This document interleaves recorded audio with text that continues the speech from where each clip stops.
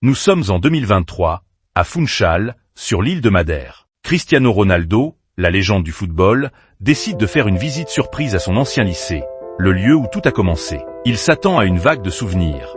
Les terrains poussiéreux, les rêves d'adolescents. Mais ce qu'il trouve, c'est Salvador Vargas, un concierge de 80 ans, le même qui, 40 ans plus tôt, l'a protégé en silence. Une simple rencontre qui va révéler un lien oublié et changer une vie. Car parfois, les héros les plus discrets sont ceux qui comptent le plus. Ronaldo descend de sa voiture noire, lunettes de soleil sur le nez, et observe l'école. Les murs délavés, les fenêtres usées.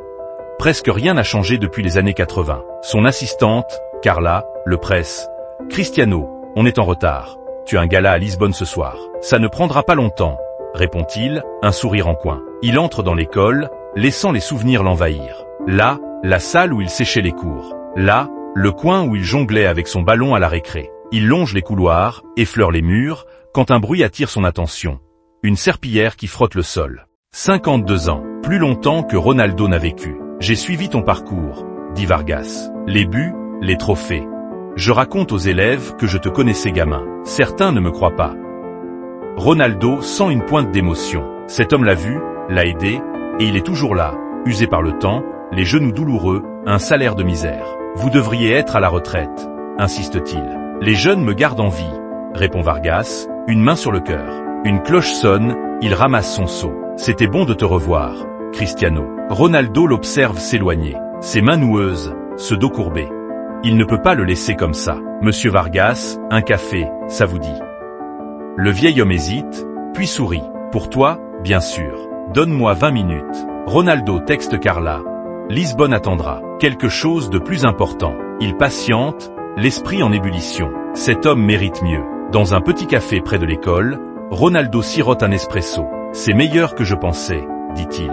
Puis, après un silence, vous avez toujours été là pour moi. Je ne vous ai jamais remercié. Vargas balaie ça d'un geste. Pas besoin. J'ai fait ce qui était juste. Tout le monde ne le fait pas, murmure Ronaldo, regardant par la fenêtre. Vargas sourit. Je garde un album de mes élèves qui réussissent. J'ai des articles sur toi. Sporting, Manchester, le Real. Je disais au directeur, ce gamin qui courait partout avec un ballon, il est devenu une star. Ronaldo est touché. Ça vaut plus que n'importe quel ballon d'or. Un souvenir lui revient. Une fois, ado, il s'était battu avec des gars plus grands. Vargas était intervenu, prétextant un dégât à nettoyer. Vous m'avez sorti d'un sacré pétrin ce jour-là, dit-il. Ta mère m'avait appelé, folle d'inquiétude, répond Vargas. Vous ne me l'aviez jamais dit. Je ne voulais pas t'embarrasser. Une jeune prof entre, curieuse. Un ancien élève, explique Vargas. Elle repart, et Ronaldo demande, votre retraite, elle suffit. Le sourire de Vargas s'efface. Pas grand-chose, mais je m'en sors. Pourquoi rester ici si longtemps? Demande Ronaldo. Après l'armée, j'avais besoin de stabilité. Aider les jeunes m'a donné un sens, répond Vargas. Il mange à la cantine de l'école. Vargas parlade es a femme, Maria, morte d'un cancer. Elle disait que tu serais grand, murmure-t-il. Ronaldo hoche la tête, ému. Son téléphone vibre, Carla, encore. Il l'ignore. Vous avez vu votre fils en Australie?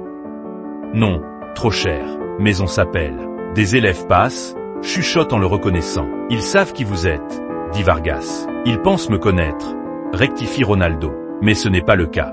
Montrez-moi votre bureau, demande-t-il.